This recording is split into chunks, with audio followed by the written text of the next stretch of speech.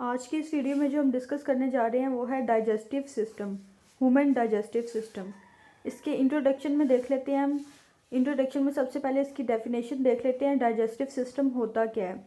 जब भी हम कोई खाना खाते हैं या कोई भी चीज़, कोई भी फूड पार्टिकल हम इनटेक करते हैं तो हमारी बॉडी में ऐसे ऑर्गन्स होते हैं जो कई कई तरह के ऑर्गन्स मिलके हेल्प आउट करते हैं उस फूड के पार्टिकल्स को जो है वो स्मॉलेस्ट पार्टिकल में कन्वर्ट करने के लिए।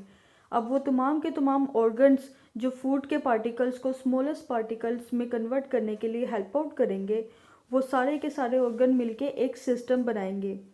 उस सारे सिस्टम को नाम दिया गया है डाइजेस्टिव सिस्टम का, यानी कि निज़ाम इंहज़ाम का। उसमें कौन कौन से पार्ट्स होते हैं और ये किस तरह से वर्क करता है, ये वीडियो में हम आगे डिस्कस करेंगे।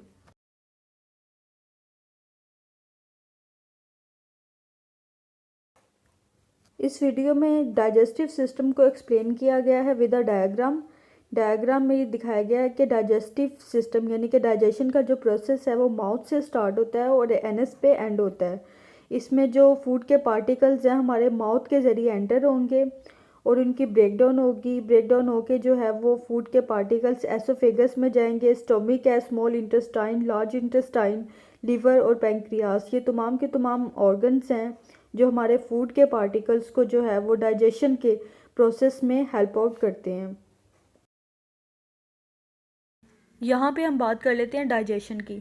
डाइजेशन उस प्रोसेस को बोलेंगे जिसमें कोई भी फूड पार्टिकल जो हम इनटेक करते हैं जो कि साइज़ में बड़ा होता है, उसकी ब्रेक डाउन होती है। हमारी बॉडी जब उसको इनटेक करती है, बॉडी के अंदर कुछ ऑर्गन्स हैं, कुछ सिस्टम है, सारा का सारा मिलके उस फूड की पार्टिकल्स की जो है वो ब्रेक डाउन करेगा और उसको इतने स्मॉलेस्ट पार्टिकल्स में कन्वर्ट करेगा कि वो मॉलिक्यूल्स के इक्वल आ जाए।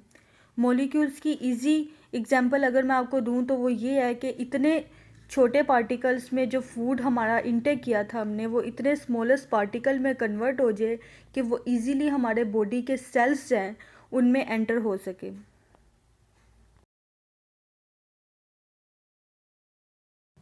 यहाँ पे हम बात कर लेते हैं डाइजेशन की टाइप। डाइजेशन की टू टाइप्स होती हैं, मैकेनिकल डाइजेशन और केमिकल डाइजेशन।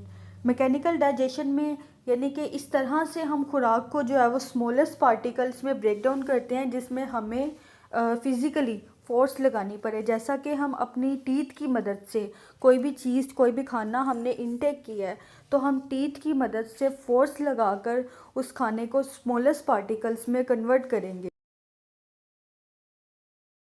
अब बात कर लेते हैं केमिकल डाइजेशन की। केमिकल डाइजेशन में होता ये है कि डाइजेशन के प्रोसेस में जो ऑर्गन्स हिस्सा ले रहे होते हैं वो ऑर्गन्स कुछ केमिकल्स रिलीज़ करते हैं। वो केमिकल्स फूड की ब्रेकडाउन करते हैं, उनको स्मॉलेस्ट पार्टिकल में मॉलिक्यूलर लेवल तक स्मॉलेस्ट पार्टिकल्स में कन्वर्ट करने के लिए वो केमिकल्स जो हैं वो हेल्प आउट कर सकते हैं। और उनमें एक केमिकल्स जो है वो एंजाइम है। इसी तरह के अदर केमिकल्स जो हैं वो प्रोड्यूस करते हैं ऑर्गन्स, जो कि हमारी फूड को ब्रेक डाउन करने में, स्मॉलेस्ट पार्टिकल्स में कन्वर्ट करने में हेल्प आउट करती है। यहाँ पे हम बात कर लेते हैं डाइजेस्टिव सिस्टम के फंक्शन के ऊपर। डाइजेस्टिव सिस्टम का जो सबसे पहला फंक्शन है वो ये है कि डाइजेस्टिव सिस्टम हेल्प आउट करता है फूड की ब्रेक डाउन में। और फूड जब ब्रेक डाउन होती है फूड की, वो न्यूट्रिएंट्स की शक्ल में हमारी बॉडी में स्टोर हो जाती है, जो कि बॉडी को एनर्जी प्रोवाइड करती है। और इसके अलावा ग्रोथ के लिए न्यूट्रिएंट्स जो हैं वो बहुत ज़रूरी होते हैं। तो ये था हमारा सबसे पहला फंक्शन। दूसरा जो फंक्शन है वो ये है कि जो हमारी डाइजेशन का प्रोसेस होता है उसके दौरान कुछ ऑर्गन्स ऐसे होते हैं जो कि हमारी न्यूट्रिएंट्स को एब्जॉर्ब कर लेते हैं। ये न्यूट्रिएंट्स जो कि एब्जॉर्ब हो जाते हैं ये बाद में बॉडी को एनर्जी प्रोवाइड करने के लिए, बॉडी की मेंटेनेंस के लिए और बॉडी को ग्रो करवाने के लिए बहुत हेल्पफुल होते हैं। डाइजेस्टिव सिस्टम का तीसरा जो फंक्शन है वो ये है कि rid the body of solid waste, यानी कि जो भी सॉलिड वेस्ट होगा वो रिड ऑफ हो जाएगा बॉडी से।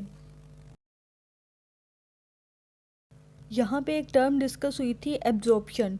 एब्जॉर्प्शन ऐसे प्रोसेस को कहते हैं जिसमें हमारे न्यूट्रिएंट्स और मॉलिक्यूल्स जो हमारे ऑर्गन्स के अंदर ही हैं, वो जब ऑर्गन से मूव करके हमारी ब्लड स्ट्रीम में जाएंगे तो इस प्रोसेस को बोलेंगे कि ब्लड वेसल्स या ब्लड स्ट्रीम में जो है वो हमारे मॉलिक्यूल्स और न्यूट्रिएंट्स उस ऑर्गन से आके एब्जॉर्ब हो गए हैं। सो गाइज़, ये थी हमारी आज की वीडियो जिसमें हमने डिस्कस किया ह्यूमन डाइजेस्टिव सिस्टम के बारे में। अपनी आने वाली वीडियो में हम डिस्कस करेंगे ह्यूमन डाइजेस्टिव सिस्टम के डिफरेंट पार्ट्स के ऊपर, कौन कौन से ऑर्गन्स हैं जो मिल के काम करते हैं और डाइजेस्टिव सिस्टम सारा का सारा किस तरह से चलता है। अगर इस वीडियो से रिलेटेड आपका कोई भी क्वेश्चन हो तो आप कमेंट सेक्शन में पूछ सकते हैं। मिलते हैं अपनी नेक्स्ट वीडियो में, तब तक के लिए अल्लाह हाफिज़।